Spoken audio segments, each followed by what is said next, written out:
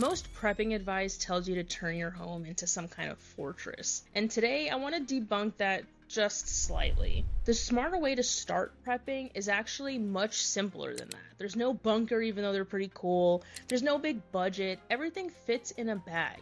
So I live in Southern California wildfire area. I've evacuated my house more than once, and I've actually used my kit. Most people giving this advice never have. So just take it with a grain of salt. I consider that a good thing that they've never had to use it, and it's, better to prepare for the worst and hope for the best.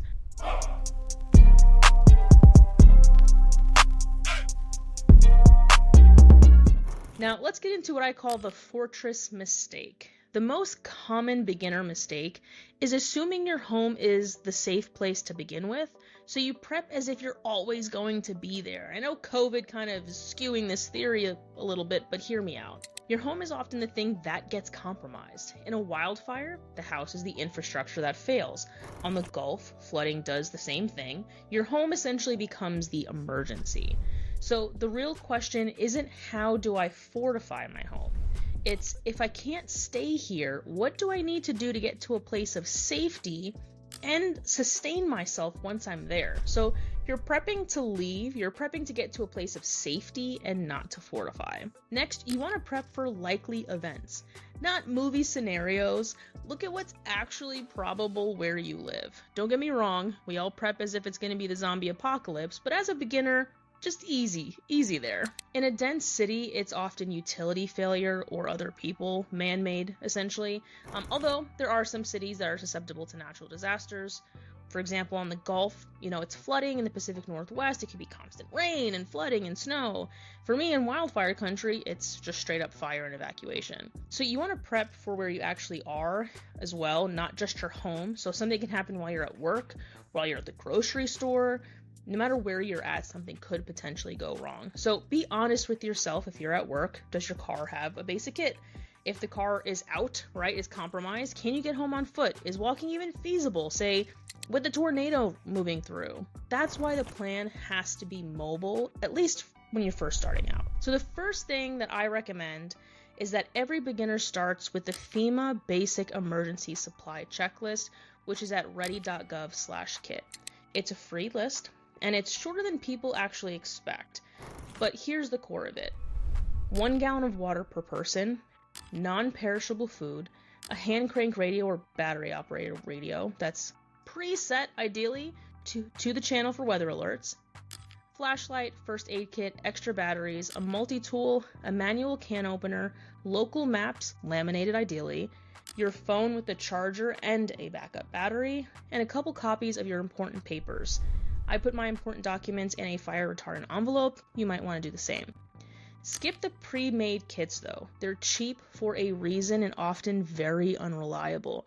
And the list is honestly so short you probably don't even need one. You could build something better like yourself that's tailored to you and probably save some money. One thing I want to mention here as well is I do have a pre-made list for you on my website. If you go to jessevirga.com, you can grab that checklist. Now, the checklist is just the skeleton. The real skill is choosing how you actually meet each of those needs.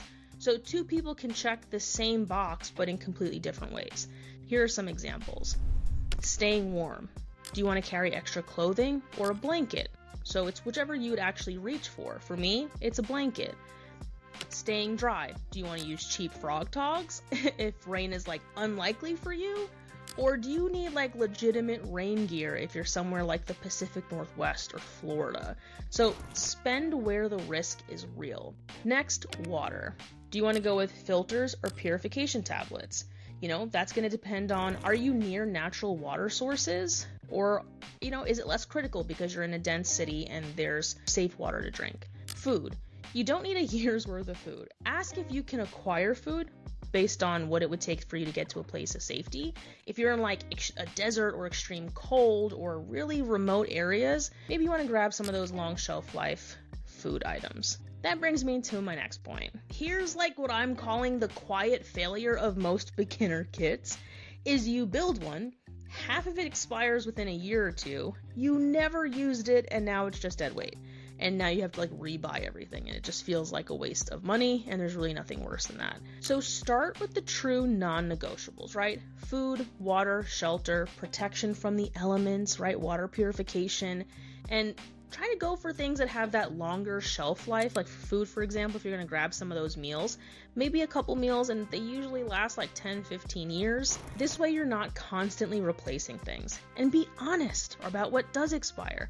Medications lose efficacy, and meds and bandages should be replaced when they expire. And for all my veterans out there, yes, you should replace them when they expire. Water filters, tablets, and food are non-negotiables. If they expire, you replace them. That's exactly why you should buy the long life versions up front. And the kit isn't a set it and forget it. You have to check it, you have to keep it current, and you have to keep it ready. I can tell you that because I've actually had to rely on mine. Now, the kit only works if it's with you. So think in layers, not one perfect bag. On you, maybe you have your everyday carry. In your car, maybe there's a basic kit, so you're covered when you're away from home, or you have something that gives you the ability to get home or to a place of safety. At the door in your house, maybe you have a more robust grab-and-go bag that you can leave within minutes. The goal isn't one bag, it's coverage wherever you are, home, work, or out running errands.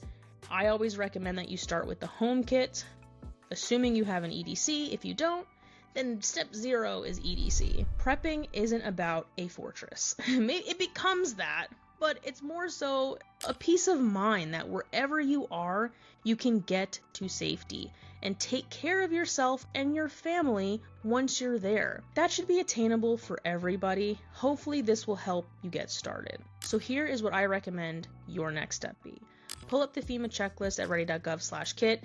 You can even go download mine if you want, which is my version of that kit.